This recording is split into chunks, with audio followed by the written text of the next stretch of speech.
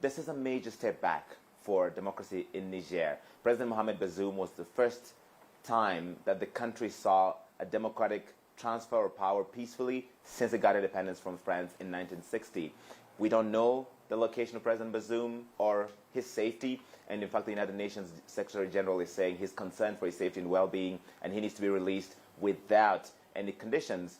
It's never a good sign for democracy in Africa when a group of soldiers in uniform show up on television, and in Niger that happened. I want to show you a bit of what they said. Brought together by National Council for the Safeguarding of the Country, we have decided to put an end to the regime that you know. This follows the continuing deterioration of the security situation and poor economic and social governance.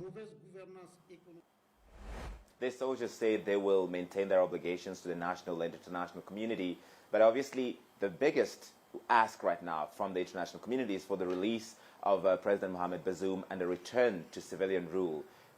Niger has seen 4 coups since 1960, since independence, and yet that is still not even as high as other neighbors in the region. Niger has become the linchpin, the centerpiece of the West's Sahel security strategy, especially as the region battles a jihadist problem, especially strongly in neighboring Mali and Burkina Faso. This has seen to be a bit more of a peaceful part of this neighborhood, and that's why this is a major setback in that country. We don't know what happens here, whether these soldiers will agree to let President Mohamed Bazoum go to a neighboring country that's like has happened, for instance, in Burkina Faso. A lot of questions here. The U.S. Secretary of State, Antony Blinken, said he spoke on Wednesday with President Bazoum, assured him of the United States' support as the democratically elected president of Niger. There's been wide condemnation already from the African Union, from the European Union, from France, and from the regional body, the Economic Community of West African States,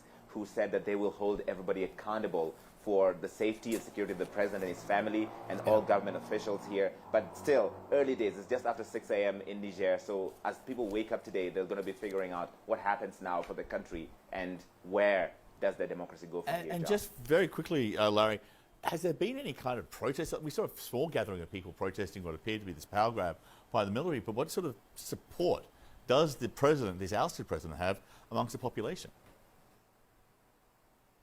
There were some spontaneous protests yesterday on Wednesday when it was reported that President Mohamed Bazoum was being held by the presidential guard in the presidential palace.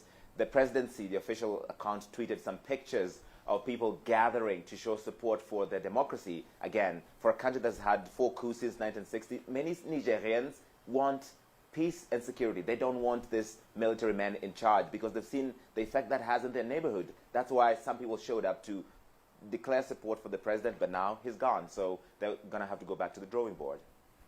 Larry, thank you. Larry Madodo with the very latest here on the situation in Niger. Thank you, sir.